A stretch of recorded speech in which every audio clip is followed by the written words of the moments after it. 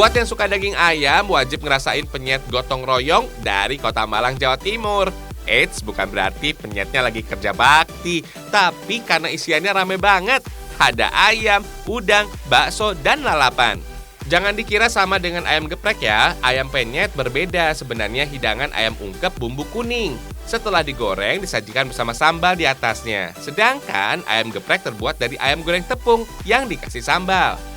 Katanya sih mengkonsumsi ayam bisa mengontrol tekanan darah, soalnya ayam mengandung vitamin B3 atau niacin yang terbukti memiliki efek penurunan kadar kolesterol.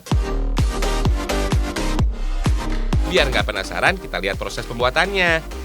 Bumbu harus dihaluskan dulu ya. Selain bisa membuat makanan lebih berselera, cabai ternyata masuk ke dalam jenis tanaman obat. Dalam dunia medis, kapsaisin yang terekstraksi cabai dipercaya bisa menahan rasa sakit tuh. Tapi bukan rasa sakit ditinggal pergi sama mantan ya. Hihihi. Kandungan kapsaisin yang dimaksud bisa meredakan gangguan paru-paru, mencegah timbulnya batuk, dan mencegah penggumpalan darah. Kalau cabai sudah halus, siram dengan minyak panas. Tinggal campur bersama ayamnya. Jangan lupa penyet-penyet deh. Mantap!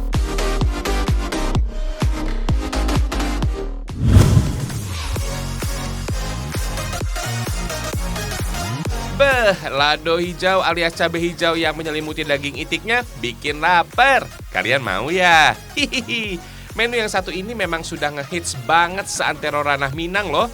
Lokasinya ada di daerah Ngarai Sianok, Bukit Tinggi, Sumatera Barat. Cita rasanya rempah banget. Mantap surantap. Menu kaya rempah Fems katanya sudah ada sejak abad ke-16. Saat itu kawasan ini dilewati sebagai jalur perdagangan di pantai barat Sumatera. Rasa rempah pada hidangan ini diperkenalkan oleh para pedagang dari Timur Tengah dan India. Sebelum dimasak Fems, daging itik harus dibersihkan dari sisa bulu yang masih menempel. Oh iya, itik yang digunakan ini usianya juga masih muda loh, supaya tekstur dagingnya lebih empuk. Kalau sudah bersih, dagingnya sudah bisa dimasak. Fems, tips untuk menghilangkan bau amis itik atau bebek ini bisa menambahkan kayu manis saat minyak goreng dipanaskan. Tuang deh bumbu rempah yang dipakai. Kandungan minyak atsiri, tanin, damar, dan kalsium oksanat pada rempah ini bermanfaat untuk kesehatan. Bisa menurunkan kadar asam urat dan tekanan darah tinggi, hernia, serta meningkatkan nafsu makan. Disusul cabai hijau giling yang ikut masuk. Aduk deh sampai rata. Kalau sudah sampai mendidih, daging itik dituang ke dalam bumbu. Daging bebek ini dimasak sampai matang. Fems, menu Itiak Lado Mudo ini mulai terkenal sejak tahun 80-an Fems. Saat itu pemilik warung makan membuat inovasi masakan yang berasal dari daerahnya. Nama Itiak Lado Mudo karena memakai bahan baku itik atau bebek Fems, serta cabai hijau atau lado hijau dalam bahasa Minang. Ada juga yang bilang penyebutan Itiak Lado Mudo karena penggemarnya sampai menitikan air liur karena rasanya gurih, nikmat, dan pedas. Cukup dimakan dengan nasi hangat. Selera makan langsung meningkat. Gak cuma dihidangkan di meja makan aja tuh. Ada juga tradisi unik yang berkaitan sama itik nih. Namanya pacu itik Fems. Katanya sih olahraga adu cepat hewan unggas ini sudah menjadi tradisi sejak tahun 1928. Saat itu petani yang berladang mencari hiburan, kemudian ia menerbangkan itik miliknya. Dalam pertandingan, itik diterbangkan sampai ke garis finish. Itik yang lebih dulu sampai keluar sebagai pemenangnya. Bukan cuma bisa terbang, itik-itik yang ikut dalam perlombaan juga harus memiliki tanda khusus, termasuk gigi yang jumlahnya ganjil, warna kaki yang sama, dan memiliki sisik kecil di sayapnya.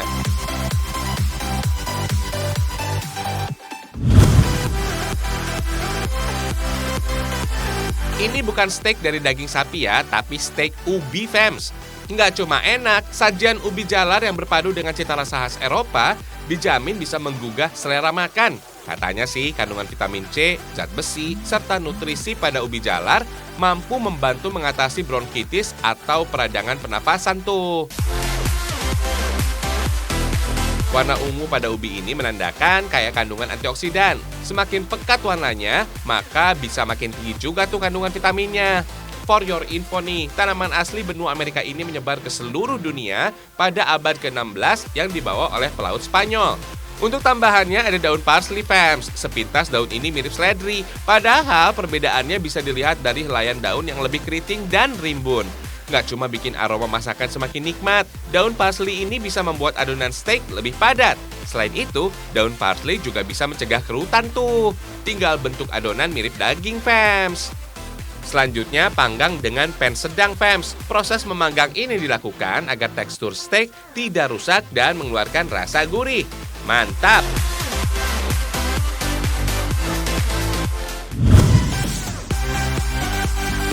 Ngomongin steak memang nggak bisa dilepaskan dari hot plate atau piringan besi ini. Tujuan memasak dengan wadah ini supaya masakan tetap hangat.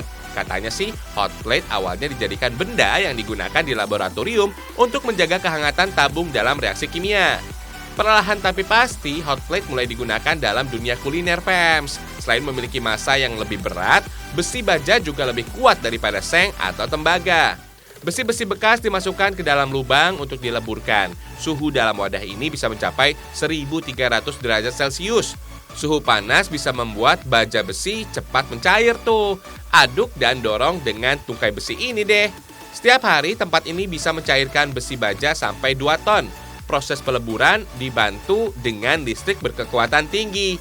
Sambil menunggu besi mencair, kita bikin dulu cetakannya, fams. Media pasir digunakan karena bisa menyerap panas dengan baik. Selanjutnya, isi cetakan dengan pasir halus. Kasih magnesium yang berfungsi sebagai pelapis baja, fams. Magnesium dipercaya dapat melindungi besi dari percikan air. Disusul pasir halus dan padatkan, fams. Jangan lupa buat lubang pasir untuk memasukkan cairan besi baja ya. Sekarang tinggal isi cetakan dengan cairan besi lebur tadi. Cuma butuh waktu 5 menit kok sampai hot plate-nya jadi. Tuh, lihat, fams, mantap. Selanjutnya, rapikan hot plate-nya menggunakan mesin gerinda. Baru deh dicat. Tenang, fams, catnya aman untuk makanan kok. For your info nih, besi baja merupakan senyawa yang bisa mengalirkan arus, sehingga panas yang terperangkap di dalam baja lebih tahan lama. For your info nih, hot plate berasal dari kata pelite. Dalam bahasa Romawi kuno artinya wadah tebal berbentuk piringan besi. Katanya sih, hot plate pertama kali dibuat sejak abad 5 sebelum Masehi. Awalnya benda ini berfungsi sebagai alat penempa besi. Hot plate ini ditemukan di dapur Ukumaya yang berusia 1000 tahun. Para arkeolog menemukan bukti adanya bekas daging kering di atas hot plate. Fungsi hot plate dalam dunia kuliner terjadi saat awal ditemukannya steak pada abad ke-15 di Prancis, sehingga tekstur steak dapat diatur tingkat kematangannya. Hal inilah yang membuat hot plate kian populer dan digunakan dalam berbagai macam kuliner. Masuknya hot plate ke Indonesia dibarengi dengan masuknya steak yang dibawa oleh penjajah Belanda. Hal ini jugalah yang membuat hadirnya pabrik hot plate di Jawa Tengah.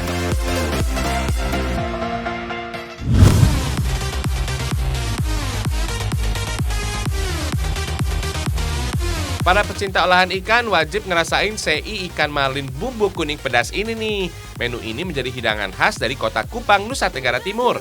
Di sini, ikan marlin menjadi salah satu penghasil ikan terbesar di Indonesia. Jangan heran kalau ikan marlin menjadi paling primadona. Daging ikan marlin, fams, juga punya banyak manfaat untuk kesehatan. Bisa menurunkan kolesterol, mencegah timbulnya jerawat, melancarkan sirkulasi darah dan pencernaan.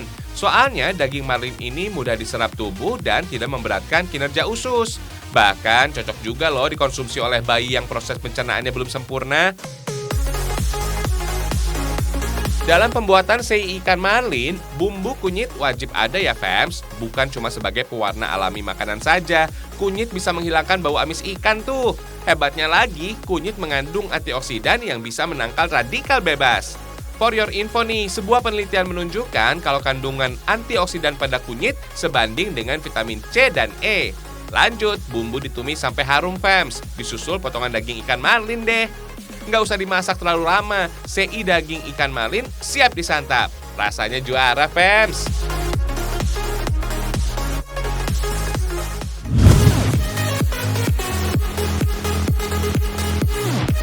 Fams, sei menjadi olahan daging ikan marlin di Kabupaten Rotendao, Nusa Tenggara Timur. Sei memiliki arti daging yang disayat dalam ukuran kecil, memanjang, dan diasapkan. For your info nih, fams, minat dunia terhadap produk perikanan Indonesia terus mengalami peningkatan loh. Berdasarkan data Kementerian Kelautan dan Perikanan Republik Indonesia, negara Thailand dan Jepang menjadi tujuan ekspor hasil laut dari Nusa Tenggara Timur. Dalam pembuatan sei, nggak perlu bumbu yang banyak. Garam bisa memberikan cita rasa asin. Selain itu, garam juga bisa menghambat pertumbuhan mikroorganisme. Sehingga bahan makanan menjadi lebih tahan lama tuh. Tambahannya ada bumbu halus dan jeruk nipisnya biar makin mantap.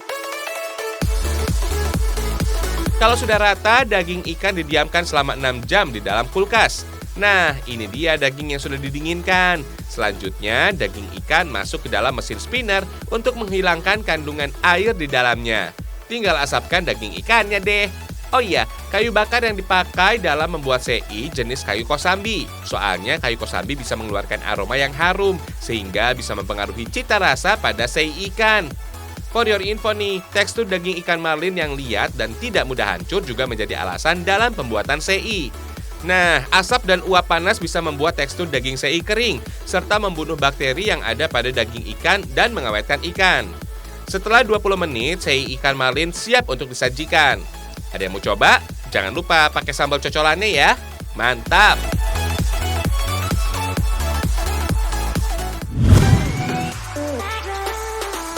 Buat yang suka kuliner bakso, pasti tergoda sama menu bakso mangkok dan bakso beranak ini. Dijamin, rasanya enak. Sesuai namanya, bakso ini bentuknya seperti mangkok sebagai wadah untuk kuah dan isian bakso lainnya. Kalau bakso beranak sih nggak usah dijelasin lagi. Dilihat aja pasti bikin kenyang deh. Dari sekian banyak varian bakso yang ada di Indonesia, Wonogiri dan Solo menjadi daerah yang terkenal dengan kelezatan baksonya tuh. Katanya sih bakso Wonogiri terkenal memiliki tekstur yang kenyal dan banyak mengandung daging fams. Kuah kaldu beningnya juga gurih dan bikin nagih. Untuk membedakan bakso Solo dan bakso Wonogiri bisa dilihat dari kuahnya fams. Kuah bakso Wonogiri biasanya dibuat dari kaldu tulang sapi. Kalau bakso Solo memiliki kuah cenderung keruh dan kaya bumbu karena memakai kaldu daging. Yang pasti kedua-duanya juga menggugah selera tuh. Untuk membuat kedua jenis bakso ini bumbunya sama kok seperti bakso pada umumnya. Yang membedakannya hanya cetakannya aja tuh. Di era dinasti Ming pada abad ke-17 menjadi awal kemunculan kuliner buat yang lezat ini fams. Istilah bakso dari bahasa Indonesia. Nama bakso berasal dari bahasa Tionghoa fams. Bak dalam bahasa Hokkien berarti daging. Kuliner Tionghoa yang banyak menggunakan daging babi kemudian diganti dengan daging sapi. Katanya sih bakso merujuk pada daging yang disayat-sayat dan dicincang menggunakan bagian tumpul pisau dan tidak harus dibentuk bulat. Daging berbentuk bulat dalam bahasa Hokkien justru bakwan fams, di mana bak berarti daging dan wan yang memiliki arti bulat. Asal-usul kehadiran kuliner bulat ini dari bakti seorang anak kepada orang tuanya fams. Saat itu ia mencari cara agar ibunya yang sudah lanjut usia dapat terus menikmati daging. Kemudian ia menemukan ide untuk mengolah daging giling sampai berbentuk bulat supaya ibu mudah mengunyahnya. Seiring perkembangan waktu, daging yang digunakan untuk membuat bakso makin menyesuaikan selera Indonesia. Gak cuma daging sapi aja, ikan juga bisa diolah menjadi bakso tuh.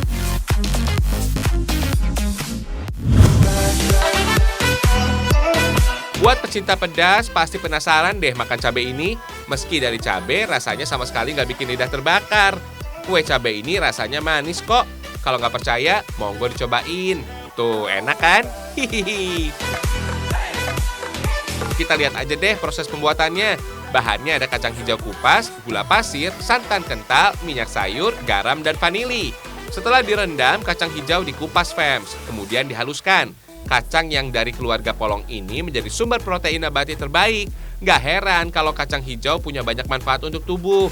Misalnya mencegah sengatan panas atau heat stroke fams karena bersifat antiinflamasi, mengandung antioksidan, viteksin, dan isoviteksin. Selanjutnya tumbuk kacang hijaunya. Masak deh sampai kacang hijau halus. Jangan lupa masukkan gula pasir, garam, dan vanili untuk penyeimbang rasa manis dan aroma harum. Mantap! Ternyata vanili nggak cuma bikin masakan harum aja tuh. Sifat antibakterinya mampu melawan jerawat, menghilangkan infeksi, dan menyembuhkan luka. Cara masak adonan kue ini mirip dengan kue onde-onde fams. Aduk terus sampai adonan matang kalis. Kemudian waktunya pembentukan deh. Oh iya, tekstur adonan yang kalis untuk mencegah teksturnya retak dan patah. Tinggal kita kasih warna aja deh. Biar gampang, pakai alat bantu ya biar warnanya merata sempurna. Wah, kayak lagi mewarnai nih. Oh iya, mewarnai ternyata nggak cuma bermanfaat buat anak-anak aja, tapi juga bermanfaat untuk orang dewasa. Katanya sih kegiatan ini dapat mengurangi stres, meningkatkan fungsi kerja otak, dan menghilangkan pikiran negatif, fams. Terakhir, celupkan cabai ke dalam agar-agar, biar kuenya lebih cerah dan mengkilat. Lihat deh, makin menggoda ya. Kalau begini makan cabai tanpa gorengan, jadi nggak takut. Hahaha.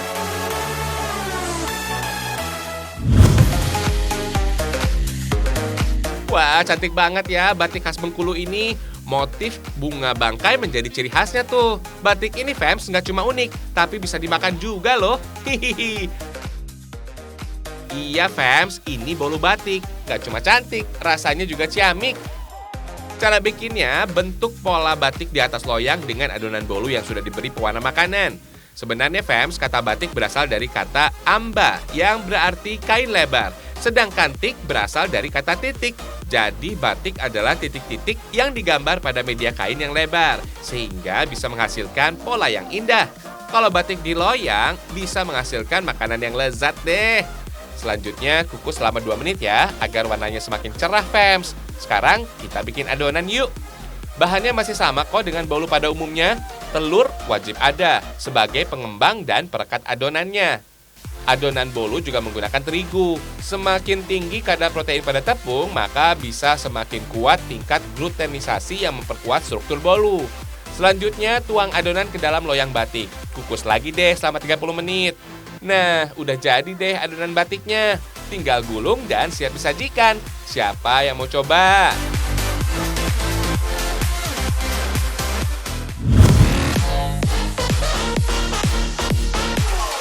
Buat yang suka manis, jajanan jadul ini yang paling eksis. Namanya kue lupis. Biasa terbuat dari beras ketan, lupis Melayu yang satu ini justru dibuat dari singkong. Hampir sama dengan pembuatan lupis ketan pada umumnya. Singkong yang sudah bersih harus direbus dulu. Lalu dihaluskan. Oh iya, singkong dipakai sebagai pengganti beras ketan. Rasanya nggak kalah enak, sehat, dan mengenyangkan. Dalam bungkusan daun pisang, lupis kemudian dibentuk segitiga. Kalau di tanah Jawa atau Sulawesi, ada juga lupis berbentuk bulat seperti lontong. Kue lupis yang sudah dikukus sering disajikan bersama dengan parutan kelapa dan saus gula merah. Rasa gula yang manis, parutan kelapa yang gurih, serta kue lupis yang kenyal-kenyal nikmat, nyatu banget deh saat disantap. Walaupun jadul tapi tetap eksis. Nikmatnya gak habis-habis, fams. Hihihi.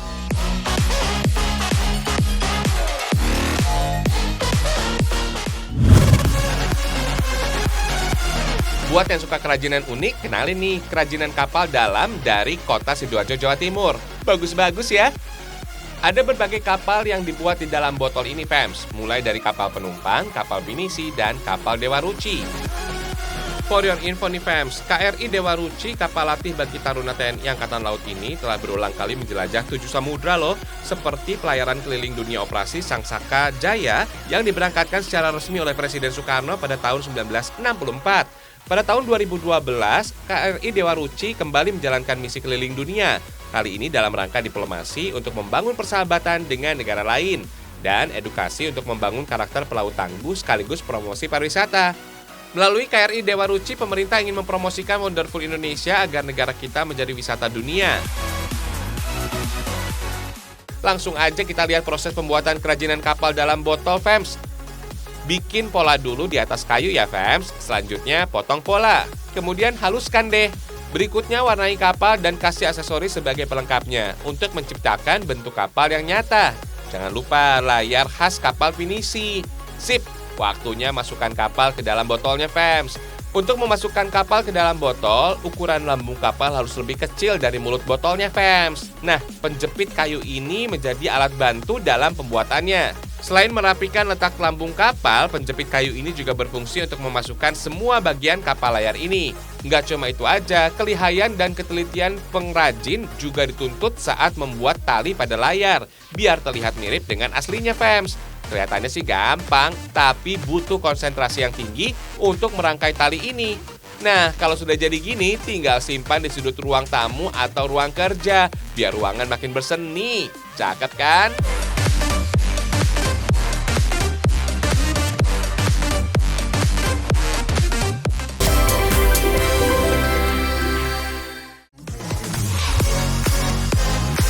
Kalau sudah 30 menit, saatnya kita berpisah nih. Tetap nonton Ragam Indonesia ya, karena Ragam Indonesia, satu Indonesianya berjuta kekayaannya. Sampai jumpa!